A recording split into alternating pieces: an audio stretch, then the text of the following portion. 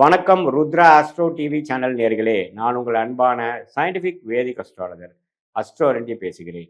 நல்லது நினைப்போம், நல்லதே நடக்கும். இந்த வீடியோவில் நம்ம என்ன பார்க்க போறோம்னா, விருச்சிக லக்னம் விருச்சிக ராசியில பிறந்த உங்களுக்கு எதுமாற கிரக சேர்க்கை வந்து சாதகமான ஒரு கர்மாவை கொடுக்கக்கூடிய கர்ம பலனை திருப்பி கொடுக்கக்கூடிய ஒரு அமைப்பாகவும், சாதகமற்ற கர்ம பலனை திருப்பி கொடுக்கக்கூடிய அமைப்பாகவும் வருகிறது.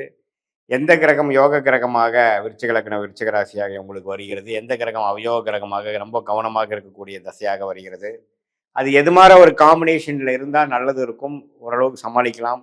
எது மாதிரி காம்பினேஷன் இருந்தால் நம்ம போட்டு நம்மளை படுத்தும், நம்ம கவனமாக இருக்கணும் அப்படிங்கிறத நம்ம 18 வருஷம் எக்ஸ்பீரியன்ஸ் ஆகிய சயின்டிஃபிக் வேதிக் அஸ்ட்ராலஜி முறையில் நம்ம எதையும் மிகைப்படுத்தாமல் உள்ளது உள்ளவாறு நம்ம பார்க்க போகிறோம். இப்போ பாருங்க, இந்த விருச்சிக லக்னத்துக்கு மிகவும் முக்கியமான கிரகம் குரு. அதுக்கு அடுத்தபடியான மிகவும் முக்கியமான கிரகம் சந்திரன். இந்த சந்திரனும் குருவும் சேர்ந்து குருச்சந்திர யோகத்தில் இருந்தால் ரொம்ப நல்லது. இந்த சந்திரனே ராசி அதிபதி ஆகிய செவ்வாயோட சேர்ந்து சந்திரமங்கல் யோகத்தில் இருந்தாலும் ரொம்ப நல்லது. ஸோ இதே பாருங்க, உங்களுடைய அந்த குரு வந்து சந்திரனோட சேராமல் சுக்கரனோட சேர்ந்த அந்த இல்லற வாழ்க்கை, தாம்பத்திய விஷயங்கள், குழந்தை விஷயத்துல சில பிரச்சனைகள், எவ்வளோ டிகிரியில் சேர்ந்துருக்காங்கிற பொறுத்து கொஞ்சம் பிரச்சனைகள் வரலாம், பார்க்கணும். அதே மாதிரி ராகு பார்த்தீங்கன்னா குருவோட சேர்வது, சந்திரனோட சேர்வது எல்லாமே மிகவும் தவறு. நம்மளுடைய கர்மாவை அப்படியே தவறான ஒரு அமைப்பாக மாற்றக்கூடிய அமைப்புகளாக இருக்குது. கேது சேர்வது தப்பு இல்லை.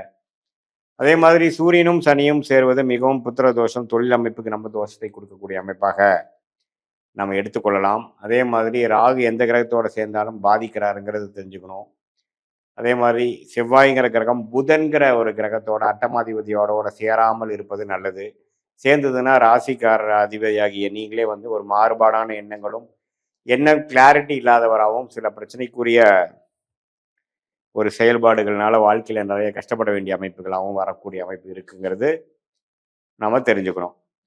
ஸோ விருச்சிக ராசி விருச்சிக லக்னத்தில் பிறந்தவங்களுக்கு நம்ம எப்படி சொல்கிறோம் அப்படின்னா, இது வந்து ஒரு குரு சந்திரன் வந்து இது மாதிரி நல்ல காம்பினேஷன் இருந்தால் நல்ல அற்புதமான ஒரு பலன்கள் கொடுக்கக்கூடிய அமைப்புகளும், வாழ்க்கையில் முன்னேறக்கூடிய அமைப்புகளும், செல்வ செழிப்புகள் குறைவில்லாத அமைப்புகளும் இருக்குது. அதே சமயத்தில் புதன்கிற கிரகம் வரக்கூடாத கிரகமாக இருந்து செவ்வாயோட சேர்ந்து ராகுவோட சேர்ந்து புதன் திசை வந்ததுன்னா அவ்வளோதான்.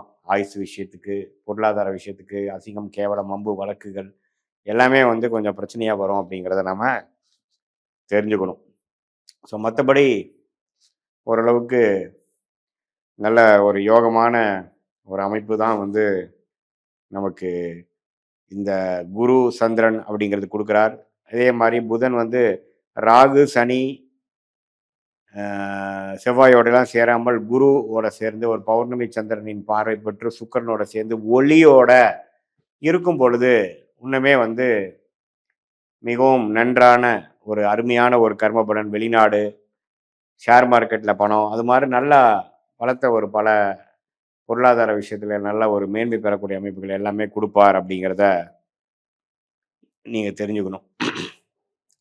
ஸோ இதான் விருச்சிக ராசிக்கு வந்து வரவேண்டிய தசைகள், வரவேண்டிய நல்ல கிரகங்கள் எப்படி இருக்கணும், சுமாரான அவயோக கிரகம் எப்படி இருக்கணுங்கிறத தெரிஞ்சுக்கிட்டு அது பிரகாரம் உங்கள் கர்ம வினைகள் எப்படி வரும் அப்படிங்கிறத நம்ம பார்க்குறோம். இதே நியூட்ரல் பிளானட் ஆகிய சுக்கிரன், சூரியன், குரு, சனி, இது மாதிரி கிரகங்கள்லாம் பார்த்தீங்கன்னா ஓரளவுக்கு ராகு, சூரியன், சனியினால் பாதிக்கப்படாமல் ஓரளவுக்கு ஒளி பொருந்திய கிரகத்தின் தாக்கத்தில் ஸ்தான பலம், திக்பலம், திருப்பலத்தோட எல்லாம் இருக்கும் பொழுது நல்ல பலன்கள் கொடுப்பார் அப்படிங்கிறத நீங்கள் தெரிஞ்சுக்கணும்.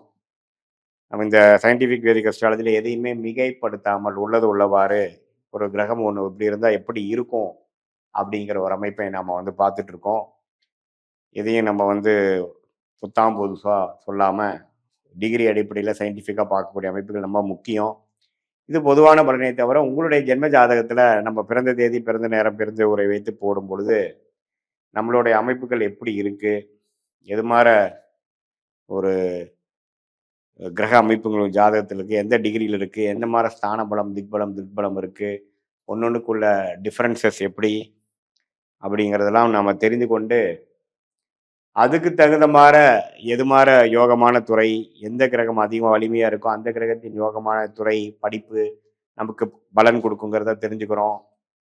அதே மாதிரி அடுத்து வரக்கூடிய காலகட்டங்கள் எப்படி இருக்குது? எந்த நேரத்தில் இடமாற்றம், வேலை மாற்றம், வெளிநாடு, அரசு உத்தியோகங்கள் அல்லது வே இது மாரி உள்நாட்டில இருக்கக்கூடிய கார்ப்பரேட், பிரைவேட் செக்டார் அதே மாதிரி எது மாரி டைம்ல நமக்கு மேரேஜ் நடக்கும்? ஏர்லி மேரேஜா? லேட் மேரேஜா? குழந்தை விஷயங்கள் எப்படி இருக்கு? கடன் எப்போ அடையும்? நம்மளுடைய உடல் உபாதைகள் எப்போ வந்து சரியாகுங்கிற மாரி எல்லா விஷயங்கள் வாழ்க்கைக்கு வேணுங்கிற முக்கியமான விஷயங்களை நம்மளுடைய ஜாதகத்தில் இருக்கக்கூடிய கிரக அமைப்பை வைத்து 9 கிரகம் 12 கட்டத்துல 27 நட்சத்திரத்துல எப்படி படர்ந்திருக்கிறார்கள், அதோட காம்பிடேஷன்ஸ் அண்ட் பெர்முடேஷன்ஸ் என்ன?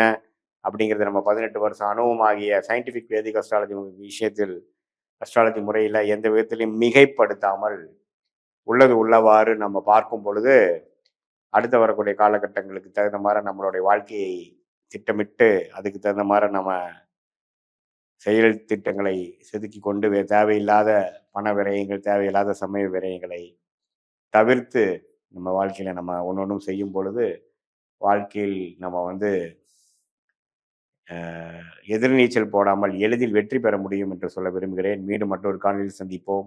நன்றி, வணக்கம்.